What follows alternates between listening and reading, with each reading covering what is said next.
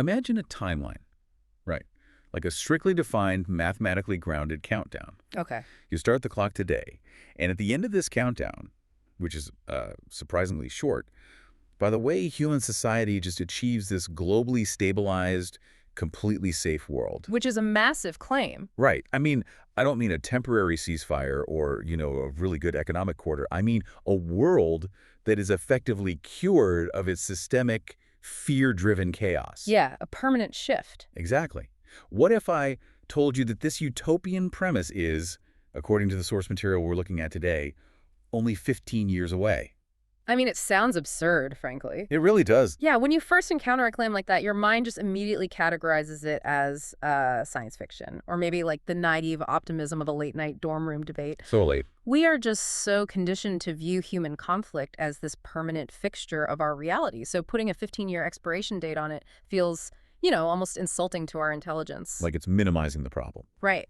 But the framework we are looking at today treats this not as some fantasy, but as an actual biological and psychological inevitability, provided, of course, that certain very specific conditions are met. I have to admit, when I first read that 15 years number in the text, I kind of rolled my eyes. I think most people would. Yeah, because it just feels so disconnected from the reality we see on the news every single day. But that tension is exactly why we are unpacking this today. It's a fascinating contrast. It really is. So our deep dive today is centered around this profound, honestly staggering piece of philosophical and psychological writing. It's titled, "Those Who May Never Find Peace." The heavy title. Very heavy. And the mission of our deep dive is to explore this massive, heartbreaking paradox introduced in the text. Because on one hand, it lays out this incredibly detailed 15-year plan for global stabilization. Right, the utopian part. Yeah. But then it drops this devastating realization. It argues that even in a fully stabilized, entirely safe world, there are individuals who will still suffer from deep internal conflict right up until the very end of their lives. Which highlights just a profound disconnect in how we understand human emotion. How so? Well, we tend to operate under the assumption that our internal emotional landscape is just a direct reflection of our external environment, right? Like a mirror. Exactly. If the world is chaotic, we feel chaotic. If the world is safe, we feel at peace. Makes logical sense. It does, but what this text does is sever that assumption entirely. It forces us to look at the deeply entrenched, almost mechanical nature of human fear and how it can completely detach from external reality. It suggests that peace is not, an environmental condition, it's a neurological one. Wow. Okay, so picture this for a second. Let's ask you, the listener, to imagine living in a world where the massive global anxieties we deal with today are basically solved. The systemic threats, economic terrors, all of it. Exactly. All of it. The environment is objectively safe. But your neighbor across the street or, your best friend, or maybe even you, still wakes up with this unshakable, agonizing sense of dread. The war is over, but the bunker door stays locked from the inside. Yes. That's exactly it. Why does that happen? And honestly, more importantly, how does a society move forward when part of its population is seemingly, addicted to the apocalypse? It is a really heavy question, and to answer it, we first have to understand the mechanics of this proposed stabilization. The 15-year math. Right. If we don't understand how the authors envision achieving this world peace, we really can't grasp the tragedy of the people left behind by it. We have to look at how this peace is supposedly built. Let's get into that math, because that 15-year timeline is kind of the anchor for this entire theory. It is the foundation. The source text explicitly states that world stabilization could happen in 15 years. And they go out of their way to say this is not just a guess. Right. They emphasize it's a number that has come up multiple times. But here's where I really need you to break this down for me. Because when I hear 15 years to global stabilization, my mind instantly jumps to, geopolitical treaties. Sure, or new laws. Yeah, or rapid tech leaps, right, like AI solving resource scarcity or some massive economic overhaul. I think of infrastructure. I mean, most people do. We're totally conditioned to view societal change through the lens of policy and technology. Right, because that's how history is taught. Exactly. But the text completely bypasses those arenas. The authors are not waiting for some miraculous peace treaty or a new form of global government. So what are they waiting for? The mechanism for this 15-year timeline is entirely generational. Generational. Yes, it requires a generation strong enough to stand up against fear. And that generation doesn't just spontaneously appear out of nowhere because a politician signed a piece of paper. Right, it doesn't work like magic. No, it's fueled specifically by parents. Parents who have deliberately started their own healing process and who are actively preventing their inherited trauma from passing on to their children. Okay, wait, but how does that equate to exactly 15 years? I mean, why not 50 years? Or 5? Well, because 15 years isn't an arbitrary political deadline, it actually represents a biological and developmental window. Oh, I see. The authors are redefining world peace not as a geopolitical event, but as an epidemiological one. Like a public health issue. Exactly. They are treating systemic fear and conflict as a virus, specifically a virus of generational trauma. So 15 years is roughly the incubation period of a human being. The time it takes to raise a kid. Exactly, to raise a human mind from infancy to young adulthood. Okay, so it's literally just the timeline of raising a child. But, I mean, is it really that simple? Just raise good kids? It sounds a bit cliche when you put it that way. Yeah, because that feels like advice we've been giving for millennia, right? Yeah. And we still have a world completely full of conflict. Yeah. What makes this text approach any different from generic parenting advice? The key difference lies in the clinical intentionality of the parents. Generational trauma isn't just some psychological buzzword. It is a biologically observable phenomenon. Like it literally changes the body. Yes. When a person lives in a state of chronic fear or trauma, their nervous system adapts. Their baseline cortisol levels change. Cortisol being the stress hormone. Right. And their amygdala, the fear center of the brain, becomes hyperreactive. We actually know now, through the study of epigenetics, that these stress adaptations can alter gene expression. Wait, really? So it's baked into the DNA? In a way, yes. It means the physiological predisposition to fear and hypervigilance can be passed down to the next generation before the child even speaks their first word. That is terrifying. It is. And furthermore, infants regulate their own nervous systems by mirroring the nervous systems of their primary caregivers. So they just absorb whatever the parent is feeling. Exactly. If the parent is secretly vibrating with all this unhealed terror, the infant absorbs that exact frequency. Wow. So the trauma is transmitted invisibly. Yeah. It's not just about what you say or what you teach your kids. It's about the actual state of your nervous system while you're teaching them. Precisely. And the 15-year plan hinges on intercepting that specific biological transmission. How do you even do that? The text proposes a scenario where you have a critical mass of parents who say, you know, I am carrying a profound amount of unhealed terror from my ancestors, from my society, from my life. Acknowledging the baggage. Yes, but they decide I am going to actively, painstakingly ensure I do not project this frequency onto my child. It's kind of like planting a tree so the next generation gets the shade. That's a great way to look at it. You're not necessarily fixing all the deep-rooted issues of the adult generation right now. You're not trying to magically cure every traumatized person on Earth. Well, yes, you can't. Right. You're just stopping them from passing the weeds of their trauma on to the new saplings. Yeah. You are creating this biological barrier so the child grows up without the structural neurological damage that chronic fear causes. That is a highly accurate way to frame it. The parents basically act as a firewall. A firewall against trauma. Yes, and the result, according to the text, is a generation that is strong enough to stand up against it. Not because they have better weapons or sharper debate skills. Right, or more robust legal systems. Exactly. But because they literally do not possess the neurological vulnerability to fear-based manipulation that their parents had, they are structurally different. A quarantine of fear. I really love that concept. Very powerful. So a child raised without that constant background radiation level of inherited panic grows into an adult who just can't be easily controlled by manufactured crises. Exactly. If a demagogue tries to scare them into submission, their nervous system simply doesn't recognize it as a threat. It just doesn't register. This frames global stabilization as a massive, decentralized public health initiative focused entirely on emotional healing at the family level. It's breathtaking in its scope, but also incredibly intimate. You know, it happens in living rooms and kitchens, not at the UN. And that intimacy is exactly why the authors believe it is mathematically achievable. Because you don't need a global consensus. Right. It doesn't require billions of dollars in funding. It requires individual, localized choices to regulate one's own fear. If you stop poisoning the water upstream, 15 years later, the river downstream is clean. That makes the 15-year timeline feel way less like a magic trick and more like an undeniable biological equation. It's very pragmatic when you break it down. It is. But this is where the text takes a very dark, very sobering turn. Yes, the paradox. Right. If the plan relies on the clean water flowing downstream, what about the people who are already downstream? The one's already exposed. Yeah. What about the adults who are so saturated in that inherited fear, so deeply shaped by it, that they literally can't wash it out? This is the core heartbreak of the text. It really is the paradox of peace. The authors refer to it as a sad realization. Yeah, that section was tough to read. They write, basically, that what they suddenly realized is there are still so many who may suffer right up until the end of their life with conflict in their hearts. Even if the world is safe. Exactly. Even if the world around them is completely safe. Even if stabilization is there at a global level. I found myself rereading that paragraph several times because it really challenges a core assumption I think almost all of us hold. Which is what?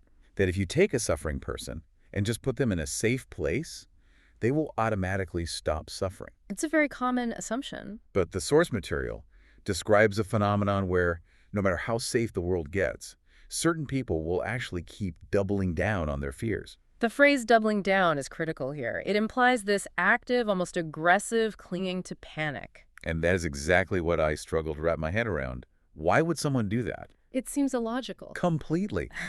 If you are offered genuine objective safety, why would your baseline instinct be to reject it and just dig your heels deeper into conflict? It seems totally counterintuitive to survival. Well, because safety, to a nervous system that has only ever known chronic threat, does not feel safe at all. It doesn't. No, it feels unpredictable. It feels like a trap. We have to think about fear not just as a fleeting emotion, but as the fundamental architecture of someone's identity. Oh, wow. Think about it. If someone has spent 40, 50, or 60 years building their entire worldview, their daily habits, their interpersonal boundaries. Everything. Right, their core sense of self around surviving a hostile, terrifying environment. What happens when you just take the hostility away? Their whole identity collapses. Yeah. They don't even know who they are if they aren't fighting something. Exactly. It reminds me of the psychological struggles of a soldier coming home from a long, brutal combat deployment. That's a perfect parallel. The external war is definitively over. The peace treaty is signed. They are sitting in a quiet, safe, suburban living room. But if they hear a car backfire down the street, They're on the ground. right, they're immediately on the ground, heart racing, cortisol just flooding their system, completely ready for combat. The internal war is still raging. That is a very apt analogy. The brain has been optimized for a specific environment. The neural pathways associated with detecting threats, reacting with aggression, and maintaining hypervigilance, those are thick, fast, and incredibly efficient. Like superhighways in the brain. Yes. While the pathways for relaxation, trust, and vulnerability are essentially unpaved dirt roads. So when they are placed in a safe environment, safety actually feels dangerous. Because existing in a safe environment requires dropping the armor. And that is terrifying. To a mind wired for constant threat, dropping the armor is the most irresponsible, dangerous thing a person could possibly do. It goes against every survival instinct they have ever honed. Exactly. This is the tragic gap between systemic change and individual reality that the authors are grappling with. You can't just fix it from the outside. No. You can completely sanitize the external environment. You can dismantle oppressive political structures, stabilize the global economy, eradicate physical threats, provide universal resources. Build a utopia. Right. But you cannot forcefully reach inside an individual's skull and rewire a deeply entrenched, hyperactive sympathetic nervous system. You cannot legislate away an individual's internal trauma response. So these individuals look at a peaceful, stabilized world. And instead of feeling relief, they just experience this terrifying cognitive dissonance. Yes. Their internal alarm bells are ringing, but there is no fire anywhere. They think, the world is supposed to be dangerous. I know it's dangerous. So if it looks safe, it must be a trick. I need to find the hidden threat. Right. And if they can't find a legitimate threat in their environment, what do? They manufacture one.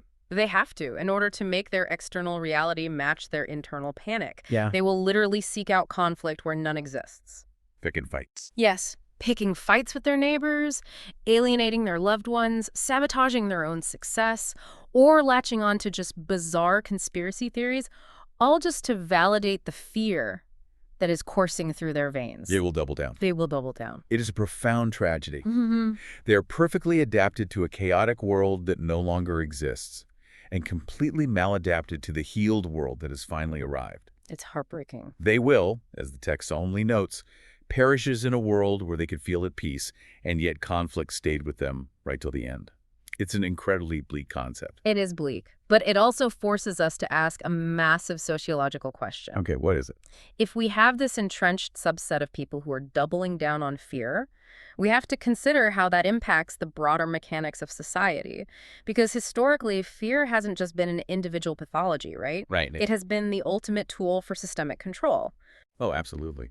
Which brings us to a fascinating thought experiment. If we have these individuals desperately clinging to conflict, what happens to the people who traditionally exploit that conflict? The people in power. Yeah. What happens to power dynamics in a stabilized world? This is one of the most intellectually thrilling extrapolations in the text. The authors assert that in this post-15-year stabilization plan, the very nature of power shifts. How so? They argue that there simply wouldn't be power for these fearful individuals anymore. The quote from the text is actually incredibly specific about this. They say, attempting to gain power in a world that has become more stable and less fear-driven would be a reduction of their own self's will. Yes, that's the phrase. The ability to output into the world is reduced when it stems from a place of fear. Let's really analyze that concept, the changing currency of power. In our current pre-stabilized paradigm, fear is highly lucrative. It's everywhere. It is the dominant currency of human interaction at a mass scale. Politicians use it to garner votes by pointing at some terrifying other. Media uses it too. Oh, constantly. Media conglomerates use it to harvest attention because the human brain is literally wired to pay attention to threats. Corporations use it to drive consumption by making you fear inadequacy or, missing out. FOMO is real. Exactly. If you can make people afraid, you can control their behavior. You increase your output into the world, as the text puts it. Your influence expands. Fear is like a loudspeaker. It just amplifies your voice. If you stand in a crowded room and whisper about a beautiful sunset, nobody listens. No one cares. But if you scream, fire, you control the entire room instantly. Immediately. But the text suggests a complete paradigm shift regarding that loudspeaker. It suggests that the room itself changes its acoustic properties. I look at it kind of like trying to pay for groceries with a discontinued currency. Oh, that's a good analogy. Imagine you walk into a modern supermarket today and try to hand the cashier a heavy bag of ancient Roman coins. Right. Those coins might have wielded incredible power and bought empires 2,000 years ago. But today, the market of human interaction simply doesn't accept them as valid tender. They're useless. The cashier doesn't fight you. They just look at you with total confusion and ask for a credit card. The currency has completely lost its utility. That analogy perfectly illustrates the author's point. The environment itself starves fear-based power of its oxygen. So how does that play out? Well, imagine a political leader attempting to rally a stabilized, healed population. That generation we talked about earlier, the ones who were raised by firewall parents without inherited trauma. The quarantine kids. Yes. The leader steps up to the podium and tries to use the classic time-tested playbook. Manufacturing an outgroup, stoking panic, screaming that the sky is falling, demanding that the citizens surrender their autonomy in exchange for protection. And the audience, instead of panicking, just looks at them with this mixture of pity and mild confusion. The frequency just doesn't resonate. It just sounds like noise. It doesn't trigger an amygdala response because those citizens don't have hypersensitized amygdalas. Exactly. And this is what the text means by a reduction of their own self's will. When your primary mechanism for exerting your will upon the world fear no longer works, your sphere of influence just violently shrinks. You lose your grip. You do. Your ability to mandate action simply evaporates. You aren't necessarily defeated in some grand, dramatic, cinematic battle of good versus evil. You simply become obsolete. You become ineffective. You become isolated. You shout into the void, and the void doesn't even bother to shout back. It just ignores you. It just politely ignores you and goes back to its stabilized existence. This completely reframes how we are taught to think about neutralizing bad actors in society. We usually think we have to fight fire with fire. Always. We're so conditioned to believe that we have to defeat the fearmongers by overpowering them, by outshouting them, by gathering a larger, more aggressive army. But the text is saying, no, the stabilization plan is inherently self-correcting. The elegance of that self-correction is profound. The people who double down on conflict won't derail the global stabilization because they fundamentally lack the leverage to do so in a healed society. I just don't have the power. Right. They will naturally isolate themselves into smaller and smaller echo chambers of shared panic, seeking out the few remaining people who still accept their discontinued currency. While everyone else moves on. Meanwhile, the broader healing society moves forward.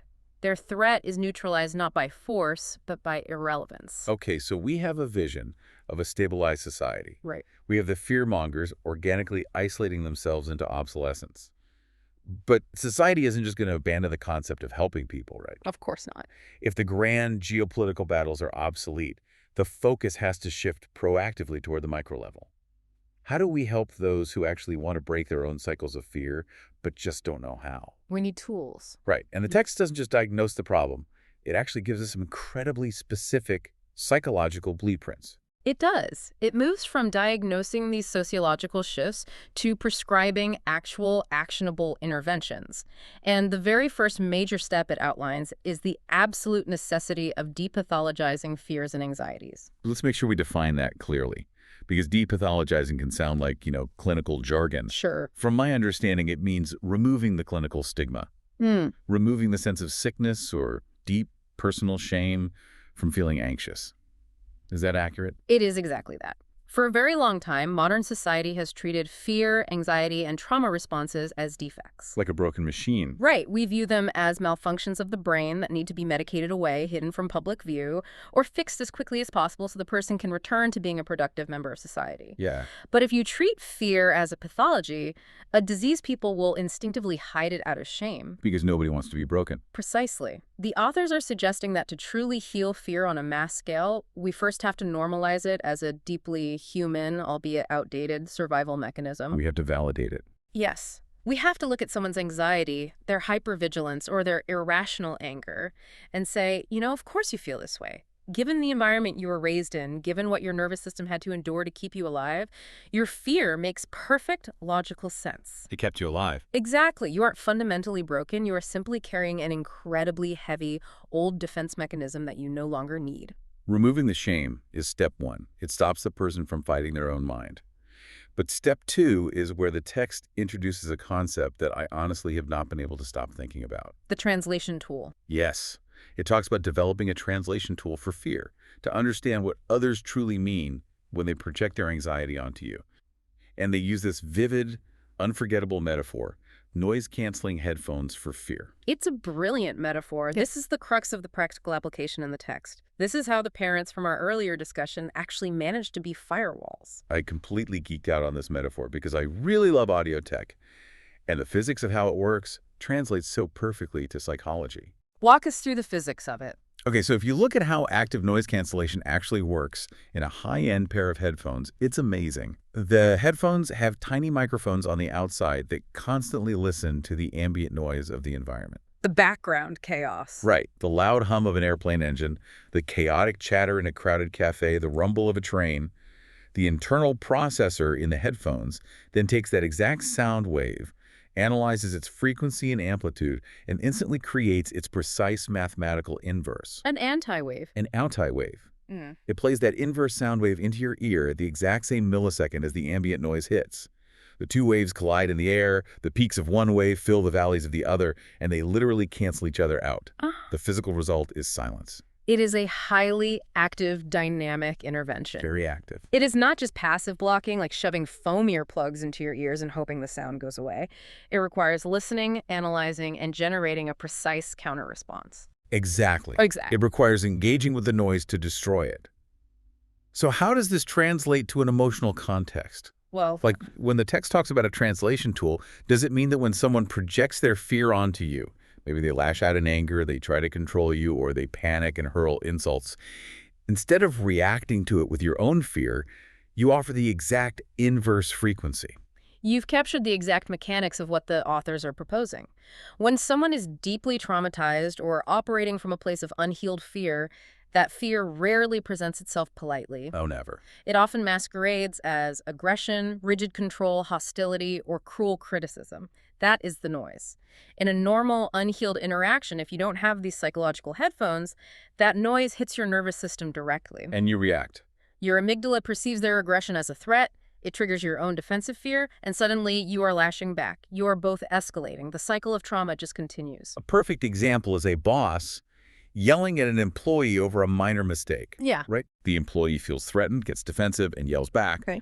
Or they just swallow it, go home, and take that residual stress out on their spouse. And then the spouse yells at the kids. Exactly. The feedback loop of doom. The noise just keeps echoing and amplifying everywhere. But with the noise-canceling headphones for fear, you intercept that hostility before it breaches your internal peace. Your internal processor, your conscious, regulated mind, translates the anger. How so? You look at the boss or the lashing out spouse, and you realize that their aggression is actually just terror. It is a desperate, maladaptive cry for safety and control in a world where they feel powerless. Oh, wow. By translating their hostility into fear, you strip the noise of its power to trigger you. You don't take it personally. You remain entirely grounded. And then you generate the inverse wave. Yes. You project the inverse wave of calm, unshakable groundedness, and firm, boundary-setting safety. You do not match their chaotic frequency. You neutralize it with its exact opposite. And this loops us all the way back to the beginning. Yes, this is the exact literal tool the parents need to achieve the 15-year plan. Imagine a toddler throwing a massive, irrational, screaming tantrum in a grocery store. The ambient noise is absolute chaos. Utter chaos. Yeah. Without the tool, the parent gets embarrassed, feels out of control, their own anxiety spikes, and they yell back at the child. Passing the trauma along. Exactly. Teaching the child that strong emotions result in severed connection. But with the tool, the parent puts on the psychological noise-canceling headphones. They translate the tantrum not as a malicious attack or a reflection of their bad parenting, but as a tiny, overwhelmed nervous system seeking regulation. They see the fear beneath the noise. Right, and the parent meets the screaming child with deep, quiet, unshakable calm. The wave is canceled. The child's nervous system co-regulates with the parent's calm. The generational link of trauma is broken right there in aisle 4. If we connect this localized event to the broader picture, the authors are arguing something incredibly optimistic. That it scales. Yes.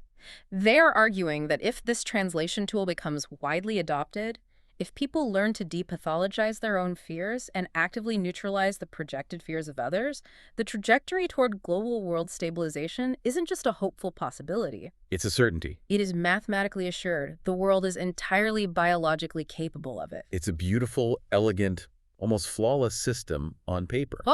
But, and this brings us to a major turning point in the text. Creating these tools and actually getting them into the minds of the 8 billion deeply complicated, messy people on this planet are two very, very different things. Very different. The authors of this text recognize a massive bottleneck in their own plan, and they are painfully, acutely aware of it. The emotional tone of the source material shifts dramatically at this juncture. It really does. It moves from objective, confident analysis to a deeply personal, almost mournful confession of the burden they carry as the architects of these ideas. They acknowledge a harsh, logistical truth from their path alone. Through their individual efforts to write, teach, and spread these concepts, they cannot reach everyone. The divide between their limited capacity and the sheer scale of human suffering is simply too vast. The scale of global trauma is paralyzing if you stare at it too long.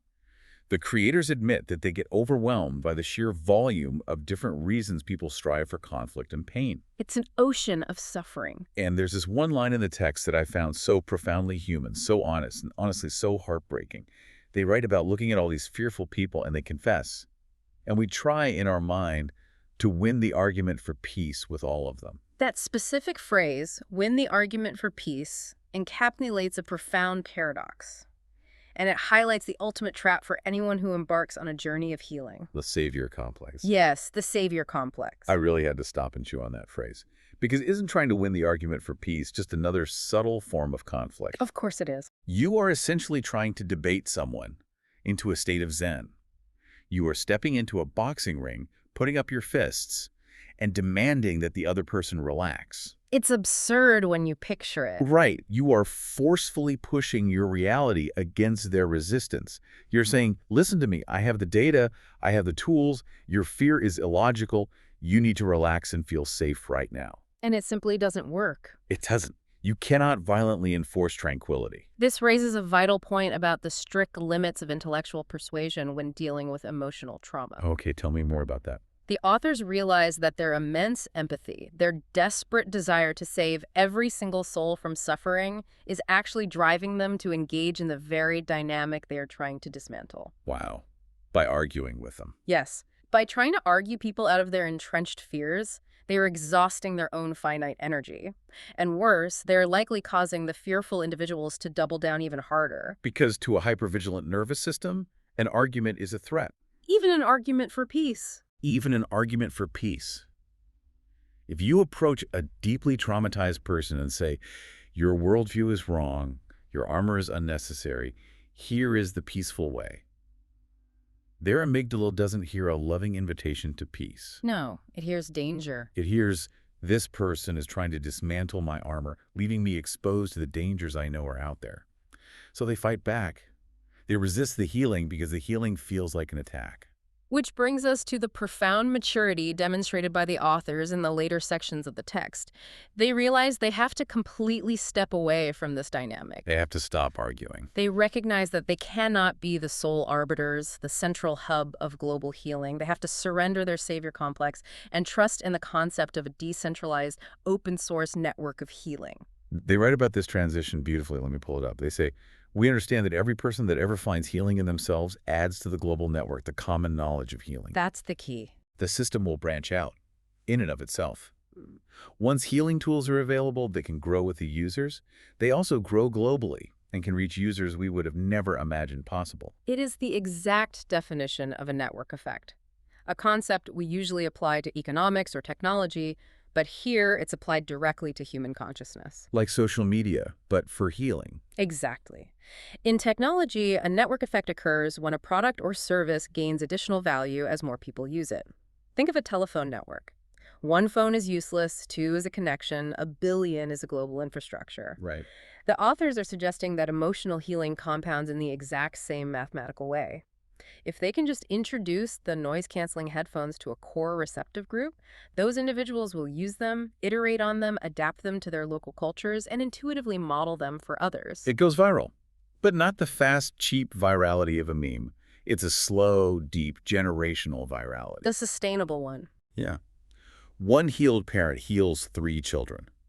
Those 3 children don't just exist in a vacuum. They model emotional regulation for their entire classrooms. And those classrooms grow up. The classrooms grow into communities that fundamentally refuse to accept fear-based leadership. The creators realize they don't have to carry the crushing weight of reaching all 8 billion people. They just have to start the reaction. Exactly. They just have to successfully drop the pebble into the pond, ensure the pebble is perfectly formed, and trust the ripples to do the rest. And that realization requires an immense letting go. It requires surrendering the ego's need to control the outcome, which, ironically, is the ultimate act of practicing the deep peace they are preaching. Which perfectly transitions us to the final major theme we need to explore today: redefining the mission. A crucial pivot. Letting go of the impossible desire to save every single person allows the creators to make a hard, necessary pivot. They ask themselves a clarifying question: who is the actual target audience for these tools? If we aren't trying to convince the whole world, who are we doing this for? The text states their new boundary, unequivocally. They write, we have to once again step away and say, that is not who we are doing this for. Okay, so who is it for? They say, we are working for those who wish for peace and stability, but do not know how to gain it within themselves to have the tools to do so. This is a massive shift in energy management. It really makes me think of the grueling reality of being a lifeguard. Oh, that's a brilliant comparison. If you've ever spoken to someone who does water rescue, they will tell you that a drowning victim is incredibly dangerous. They panic. Yeah. Right. And they're pure panic. They will climb on top of their rescuer just to get air, pushing the rescuer underwater. Because they're terrified. Right. If you dive into a chaotic ocean and try to save someone who is actively thrashing, fighting you, and swimming away toward the riptide, not only are you unlikely to save them, but they will likely pull you under with them. You both drown. It's a tragic reality of rescue. The authors of this text are coming to the exact same conclusion about psychological rescue. They are saying, You can only throw the life preserver to the person who is actively reaching for it. You can't force them to take it. You must focus your finite energy entirely on the people waving their hands, the ones saying, I want to be safe, I just don't know how to swim. Please give me the tools. That analogy perfectly encapsulates the empowerment found in recognizing and enforcing boundaries. By exclusively serving those who want peace but lack the tools, the energy of the creators becomes highly efficient. They aren't wasting it on fighting. Exactly. They are no longer draining their resources on friction, debate, and resistance. They become teachers instead of warriors. But man, it comes with a heavy cost. The emotional duality of this final section is intense. I had to really slow down Yeah. and just sit with the grief in their words. It is palpable. They're holding two massive, fundamentally conflicting truths simultaneously. On one hand, they possess this radical, mathematically grounded hope for the global network. The certainty that the 15-year plan can work. Yes. But on the other hand, they are carrying profound, crushing grief for the people they are choosing to walk away from. It's a terrible burden. They literally write, so we hold both the weight of trying to convince everyone, the understanding that it's not our job, the sorrow that some may perish without ever knowing peace. That is just gut-wrenching. They are accepting the brutal reality that they will not reach some people before it's too late. It is the pinnacle of emotional maturity to be able to hold both of those truths in your mind without letting the grief destroy the hope. Or the hold invalidate the grief. Exactly. To accept that you cannot save everyone, to truly feel the deep mourning sorrow of that loss, and yet to wake up the next day and continue working tirelessly for those you can reach. It's incredibly brave. If we tie this back to the reduction of self's will we discussed earlier regarding the fearmongers, trying to force peace on the unwilling actually reduces your own capacity to help the willing. If you spend all your time, all your vocal cords, and all your empathy shouting into the void, trying to argue a drowning man into calmness, You have nothing left. you have no voice left when the person next to you quietly asks for directions to the shore. Exactly. The ultimate act of peace, the final maturity of this philosophy, is providing the tools, ensuring they are accessible, and then entirely surrendering control over who chooses to pick them up. Just letting go. It is an act of deep faith in the self-organizing nature of a healing humanity. This journey has been incredibly intense, and we've covered a massive amount of philosophical and psychological ground today. Let's take a breath and recap where we've been. Good idea. We started by unpacking a mathematically grounded 15-year plan for global stabilization, driven not by political treaties, but by parents acting as biological firewalls against generational trauma. The quarantine kids. Right. Then we explored the tragic, baffling paradox of those whose nervous systems are so rigidly wired for threat that they will double down on fear, even in a perfectly safe world. Because safety feels dangerous. Exactly. We analyzed how the ancient currency of fear-based power will naturally collapse and isolate itself into obsolescence because the environment no longer supports it. The discontinued Roman coins. Then we broke down the brilliant physics and psychology behind the noise-canceling headphones for fear. Those translation tools necessary to build a viral, decentralized network of emotional safety. Meeting aggression with deep calm. Yes. And finally, we sat with the heavy, boundary-setting maturity required to stop trying to forcefully heal those who don't want it, accepting the grief that comes with letting go. It is a remarkable, deeply challenging framework, and as we bring this immense theoretical discussion back down to earth, it demands a very personal application. Oh, so? I would ask anyone listening to examine their own interactions. How often in your own life, in your relationships, your workplace, or your family dynamics, do you find yourself exhausted because you are desperately trying to win the argument for peace with someone who is deeply committed to their own conflict? Probably more often than we'd like to admit. The text we explored today offers a radical challenge. Stop. Stop trying to debate them out of their armor. Put on your headphones. Put on your own noise-canceling headphones, translate their hostility to protect your own peace, but surrender the need to fix them. Your empathy and your energy are finite resources. Dedicate them to your own healing and to those in your life who are actively asking you for the tools to swim. It's a profound shift in perspective, moving from a savior to a guide. And I want to leave you with one final, lingering question to mull over on your own. A thought that builds on everything we've untangled today. Let's hear it. If this 15-year plan actually succeeds, if the world around you truly, miraculously stabilizes, and fear is definitively discontinued as a valid currency to gain power, attention, or love, Who would you be without your fears? That's the real question. If your hypervigilance, your anxiety, and your readiness for conflict was suddenly no longer required for your daily survival, would you even know who you are? Would you know how to navigate a world that simply no longer requires your armor? Think about it. We'll catch you on the next deep dive.